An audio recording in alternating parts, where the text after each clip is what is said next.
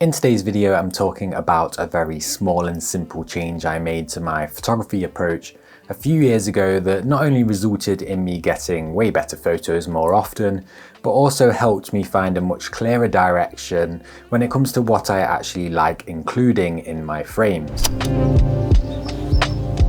So despite how simple this video is going to be, if I wasn't doing it for many years, I'm sure there's loads of photographers, aspiring photographers out there that also haven't implemented it into their approach. So it's twofold, and these 2 points bounce off of each other, so I've split them apart to hopefully simplify it as much as possible. And the first point is what I like to call the 360 approach. And the second point is allowing moments to come to you. I used to be a really fast photographer. I'd get to a spot, take a few shots, and then move on and try and find the next thing that caught my eye as fast as possible.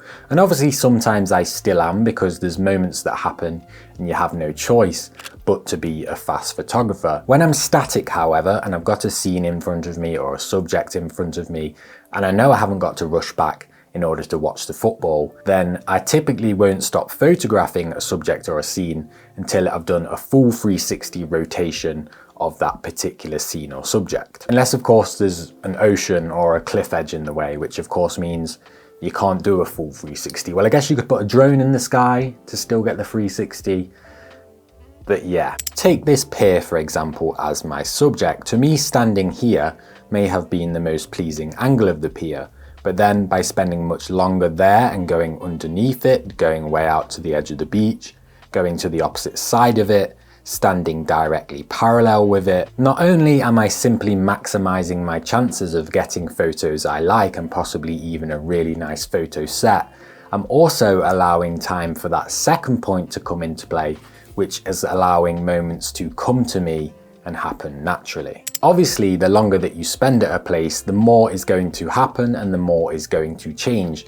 People are going to come and go from your frame. In this pier's case, the tide's going to go out or in. At one point on this shoot, I even went back to my car, had lunch, and then came back down and continued photographing the pier because the tide had moved way further out. And to me, that's a new moment. Even if your subject's something really small, like a little hut, doing a full 360 around it is going to allow you to find the best angle to best photograph that subject at that given time.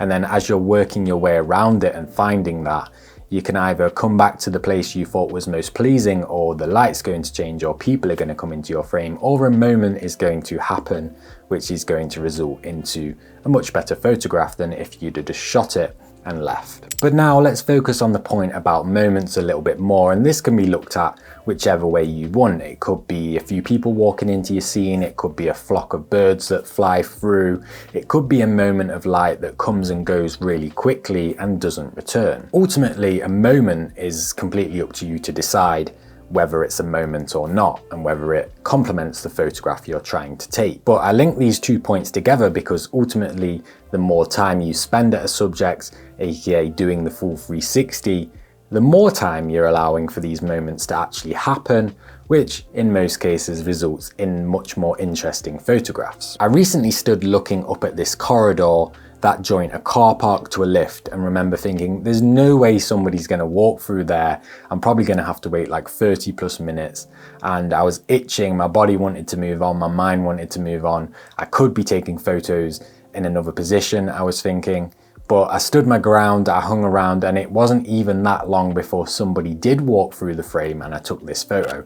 Now, you know, it's not really a great photo to show off in terms of a photography skill set, but it does go to show what I'm explaining in this video. And then, of course, you can be very mindful of the fact that sometimes this simply won't happen. For example, you're on a beach, you frame something up and you'd really like a person to walk into it, but you look up and down the beach and there's nobody coming in any stretch of the human eye, then fair enough. So as simple as this is, how did spending more time in these locations and waiting for moments actually result in me finding a much clearer direction of what I like to include in my photographs? As we've established, spending more time at locations or with subjects and doing the full 360 allows more time for these natural moments to come to you. So that has allowed me to filter out what moments I actually care about waiting for and what moments I actually want to react to when I'm walking around with my camera.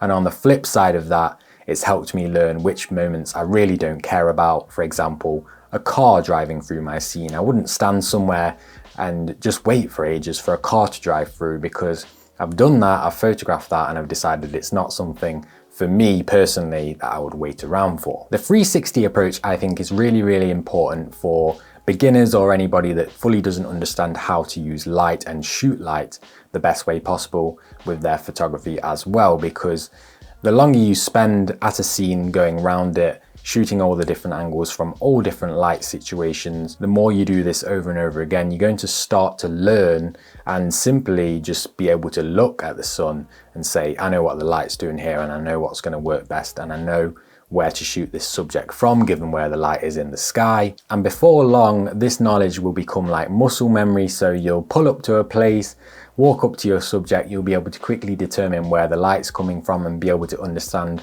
probably with quite some accuracy, where you're going to get the most pleasing photograph from, rather than just kind of sticking your camera in the air and winging it. When I first started photography, this was definitely a massive downfall of mine. It took me a long time to sit down and try to really understand how to use light when it came to taking photos. So I was often getting to places and standing where I felt was the most pleasing place to stand, rather than finding where would get me the best photograph based on what was happening right there at that time. You may have seen this footage in a recent video of mine where I did a 360 around this old farm ruin here, and although I felt the angle from behind the broken down walls was the nicest place to stand, it simply wasn't the nicest place to take a photo at that time. So instead of leaving and being annoyed, I applied the 360 approach, found where was nice, pleasing for that moment, and spent enough time for a nice moment to happen.